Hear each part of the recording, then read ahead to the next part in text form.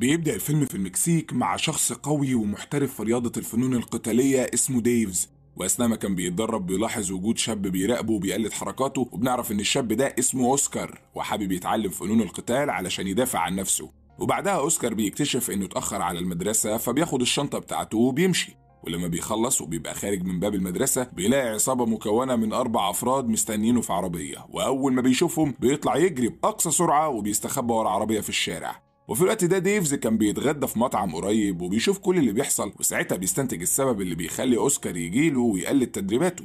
وبيروح أوسكار لواحدة قريبته علشان ياخد إخواته الصغيرين من عندها، وبتسلم له قريبته فلوس علشان يصرف بيها على إخواته ويجيب لهم أكل لأنه يتيم وبيربيهم لوحده بعد ما أخوه الكبير هيكتور دخل السجن. وبالليل العصابة بتقتحم بيت أوسكار، وواحد منهم بيوجه السلاح ناحيته وبيتهمه بأنه أحرجهم وضيع هيبتهم لما فضلوا يجروا وراه الصبح في المدينة، وبيعرفوا إن لو حد غيره كان زمانهم خلصوا عليه فورا، لكن اللي منعهم هو إن أخوه هيكتور يبقى زعيم العصابة. وقبل ما يمشوا بياخدوا منه الفلوس اللي اديتها له قريبته كتعويض عن البنزين اللي اتحرق وهم بيجروا وراه. وبيبان إن أوسكار متضايق جدا بس مش بيقدر يعمل حاجة. وتاني يوم بيروح يراقب تدريبات ديفز كالعادة، بس المرة دي بيتفاجئ بديفز قدامه وبيعرفه انه قرر يساعده وهيدربه علشان يقدر يدافع عن نفسه. وبيبدأ التدريبات معاه وبيعلمه اسلوب القتال الخاص بيه، ويوم بعد يوم بيتطور مستوى أوسكار وبيتعلم حركات قوية لحد ما بيحس انه يقدر يتصدى لأي حد بيتعرض له. وخلال الفترة دي علاقته بديفز بتبقى أقوى لدرجة ان ديفز كان بياخده معاه الشغل. وفي يوم أوسكار بيتكلم معاه وبيعرفه إنه عايز يشارك في قتال علشان يختبر نتيجة التدريبات اللي اتدربها الفترة اللي فاتت، لكن ديفز بيرفض وبيفهمه إنه علمه علشان يستخدم قوته في الدفاع عن نفسه مش علشان ينافس في قتالات. وبعدها كان ديفز بيدرب أوسكار كالعادة، وساعتها بتيجي عربية العصابة وبيتضايق أوسكار بسبب مطاردتهم ليه في كل مكان، لكن بيفرح أول ما بيشوف أخوه هيكتور معاهم وبيعرفه هيكتور إنه لسه خارج من السجن حالا. ولما بيشوف ديفز ملامح وشه بتتغير، وبيعرف أوسكار إن ديفز ظابط وإنه بيقدر يعرفهم من هيئتهم، بس أوسكار بينفي كلامه وبيفهمه إن ديفز صاحبه وأستاذه وإنه مستحيل يكون ظابط، ومش بيقتنع هيكتور وبياخد أوسكار وبيمشي. وتاني يوم أوسكار بيروح يقدم في نادي رياضي لأنه مصمم يشارك في قتال ويتقن الفنون القتالية، لكن موظفة الاستقبال ماريسون بترفض وبتفهمه إنه تحت السن القانوني، وعلشان تقبله لازم ولي أمره يوقع على ورق الاشتراك في النادي. وبيروح أوسكار مع أخوه والعصابة علشان يسهروا في ملهى ليلي، بس أوسكار بيقول لأخوه إنه عايز يمشي، فبيعرفه هيكتور إن السهرة لسه طويلة ولسه هيحضروا القتال السري. وساعتها أوسكار بيتحمس وبيوافق يروح معاهم، وفعلا بيروحوا حلبة القتال، وبنعرف إنها في مكان سري لأنه قتال غير قانوني. وهناك بيشوف مقاتل قوي بيضرب أي خصم يلعب قصاده وبيخلص عليه، وبيسأل مذيع الحلبة لو في حد من الجمهور عايز ينافس المقاتل في مقابل إنه ياخد 10,000 بيزو لو كسب. وبيستغل أوسكار الفرصة وبيقوم يدخل الحلبة، وبيفضل هيكتور ينادي عليه وهو مستغرب ومش فاهم حاجة، وكل الجمهور بيبقى مصدوم بسبب هيئة أوسكار الضعيفة، وبيتوقعوا إنه المقاتل هيخلص عليه بمنتهى السهولة. لكن أوسكار مش بيهتم وبيصمم إنه يلعب المباراة، وبتبدأ المباراة وبياخد أوسكار وضعية القتال اللي ديفز علمها له، وبينجح في إنه يتصدى لضرب المقاتل وبيوجه له ضربات قوية في وشه، وبعد وقت قليل بيقدر إنه يقضي عليه ويفوز بالمباراة. وبيتصدم هيكتور ومش بيصدق اللي بيحصل قدامه، وكل الجمهور بيهتف باسم أوسكار وبيصوروه. وبعدها بينزل أوسكار لأخوه وبياخده ويمشي. وفي كاليفورنيا بنشوف محامي اسمه جاك وهو بيلعب جولف، وبيجيله اتصال من واحد من رجالته وبيطلب منه يتفرج على الفيديو اللي بعتهوله دلوقتي، وبيكون باعت له فيديو متصور للقتال بتاع أوسكار. وأول ما جاك بيشوفه بيتفاجئ وبيتوجه على طول للسجن محبوس فيه تاجر ممنوعات خطير اسمه سوني. وبيقابلوا جاك وبيفرجوا على الفيديو، فبيتعرف سوني على أسلوب القتال بتاع أوسكار، وبيفهم جاك إن ده نفس أسلوب ديفز اللي بيدوروا عليه بقالهم فترة طويلة لأنه كان السبب في دخول سوني السجن. فبيأمر جاك بأنه يستدعي الإخوة جوزمان ويكلفهم بالبحث عن ديفز وإنهاء حياته. وفي نفس الوقت ده هيكتور بياخد أخوه رجالته وبيروحوا لبيت ديفز، وبيطلب هيكتور من ديفز إنه يعلم أخوه القتال في مقابل مبلغ كبير، لكن ديفز بيرفض وبيتعصب على أوسكار لأنه جاب العصابة لحد بيته، وبيتكلم معاه وبيحذره من استخدام الأسلوب اللي علمه له في أي قتال، وبيعرفه إنه لو فضل ورا أخوه هيخسر حياته.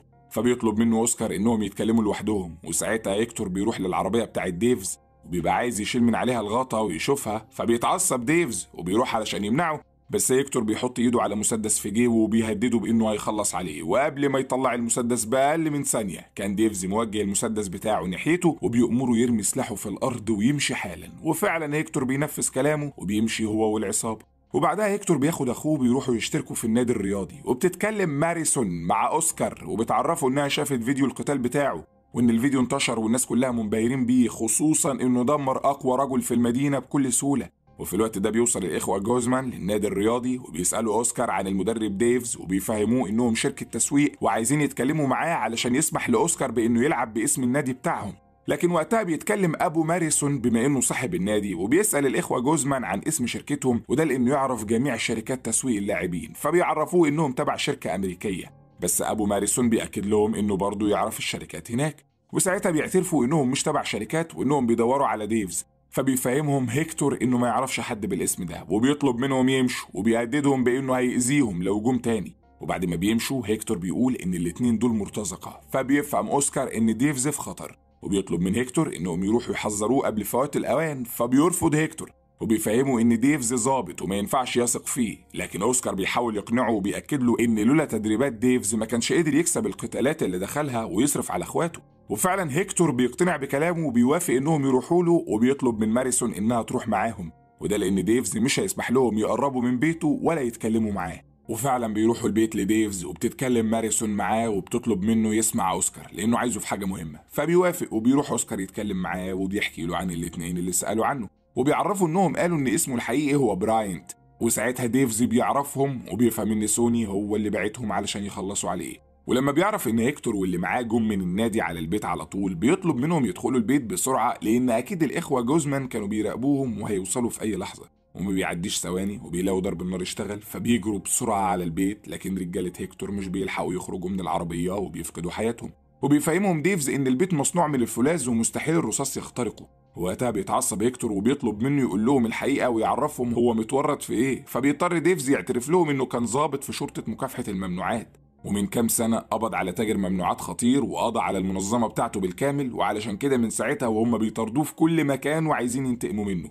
لكن ديفز بيبقى مستغرب ازاي عرفوا مكانه، فبتقول ماريسون انهم اكيد شافوا فيديو القتال بتاع اوسكار على اليوتيوب وعرفوا ان ديفز هو اللي مدربه بسبب اسلوبه المميز. وساعتها كان الاخوة جوزمان مستمرين في ضرب النار على البيت، فبيطلب ديفز من هيكتور انه يعدي من قدام الشباك الساعة 8 الا ربع بالظبط، وبيطمنوا ان الازاز مقاوم للرصاص. وبيدخل ديفز اوضه النوم وفجاه بيظهر بره البيت وبيقف ورا الهضبه وبيبقى معاه قوس واسهم. واول ما بتيجي الساعه 8 الا ربع بيعدي هيكتور من قدام الشباك، فبيضرب عليه واحد من الاخوه، وبكده بيعرف ديفز مكانه وبيضربه بسهم في رقبته وبيخلص عليه بهدوء. وبيروح للاخ التاني اللي كان بيدلق بنزين على البيت علشان يولع فيه، لكن بيتفاجئ ان ديفز واقف وراه وموجه القوس ناحيته، وبيعرفوا انه هيخلص عليه زي ما انهى حياة اخوه. فبيرمي جيركن البنزين وبيهجم عليه، وبتقوم معركة قوية بينهم هما الاتنين. بس ديفز بيقدر يسيطر عليه وبيضربه باستخدام اسلوبه الخاص في القتال، وبيسأله عن اللي بعته بس هو بيرفض يرد عليه. فبيرمي ديفز عليه جيركن البنزين وبيهدده بانه لو ما اتكلمش هيولع فيه، لكن هو بيفضل مصمم وفي النهاية بيولع في نفسه.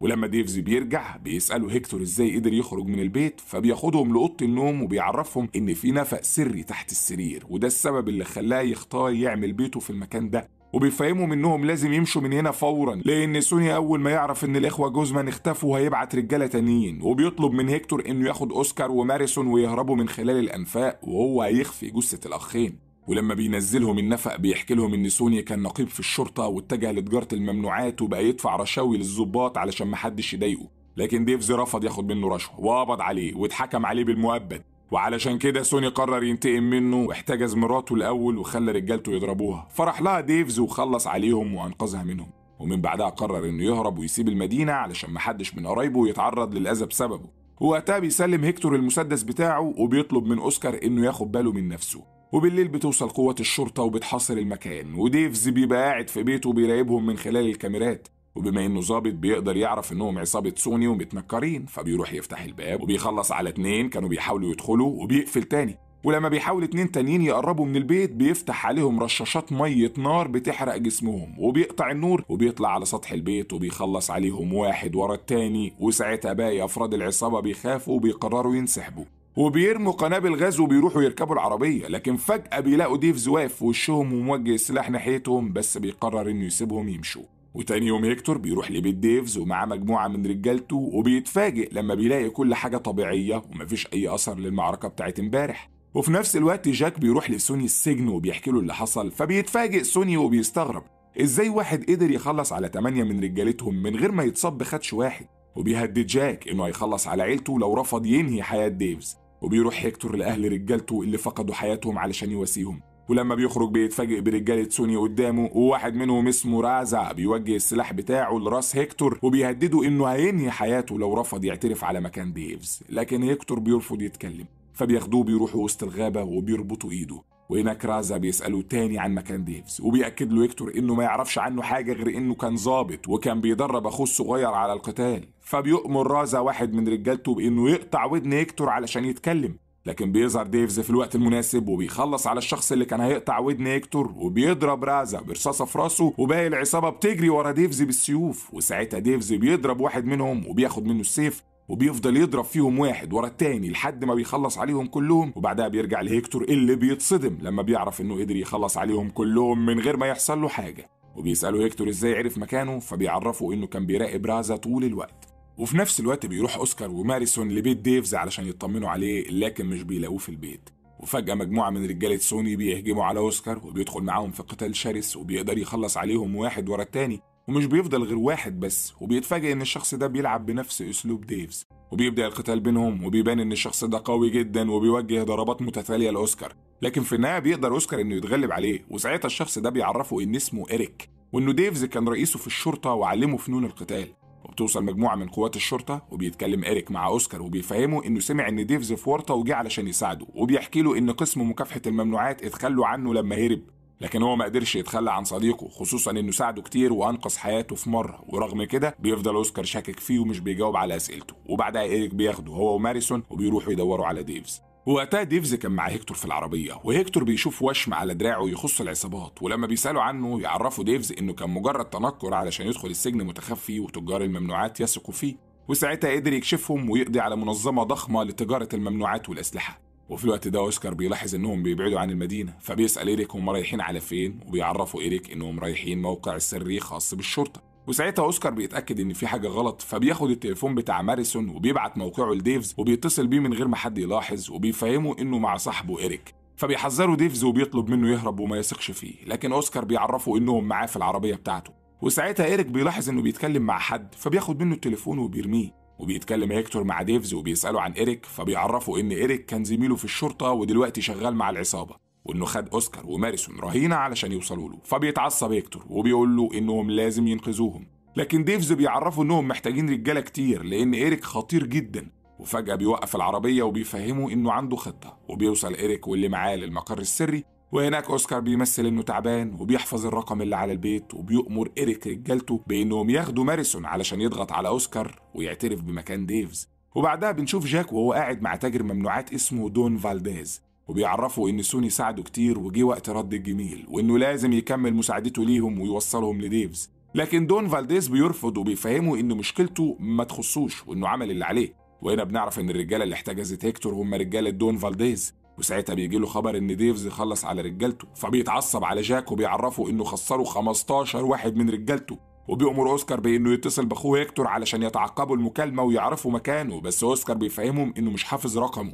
فبيتدخل واحد من رجالة فالديز وبيعرفهم إنه معاه رقم هيكتور، وبيقدر هيكتور يجمع رجالته وبيعرفهم ديفز على خطة الهجوم، وبيحفزهم هيكتور بإنهم مجرد ما يقضوا على العصابة هيستولوا على فلوسهم. وفي الوقت ده بيجيبوا الأوسكار تليفون علشان يكلم أخوه، فبيبعت له رسالة برقم البيت اللي حفظه. ولما بيسألوا إيريك عن معنى الأرقام اللي في الرسالة بيفهموا أوسكار إنها شفرة بيستخدموها بينهم وبين بعض علشان يعرف إن هو اللي بيكلمه. وفعلا بيقدر ديفز يفهم معنى الرسالة وبيعرف مكانهم بالظبط. ووقتها فالديز بيؤمر رجالته بإنهم ياخدوا أوسكار ويحبسوه مع ماريسون، وبيسمع صوت بره، وبيأمر واحد من رجالته يخرج يشوف فيه ايه. وفجأة مجموعة من رجالة هيكتور بينزلوا من عربية وبيضربوا عليهم نار، وبتقوم حرب شرسة بينهم وبيقدروا يقضوا عليهم. وساعتها إيريك بيطلب من جاك وفالديز إنهم يخرجوا من الباب الخلفي وهو يتعامل معاهم، وبيقرر جاك إنه يخلص من أوسكار وماريسون قبل ما يمشوا، لكن فالديز بيرفض وبيعرفوا إنهم مهمين لأن طول ما هم عايشين هو في أمان، وبيقول له إنه هو اللي مش مهم.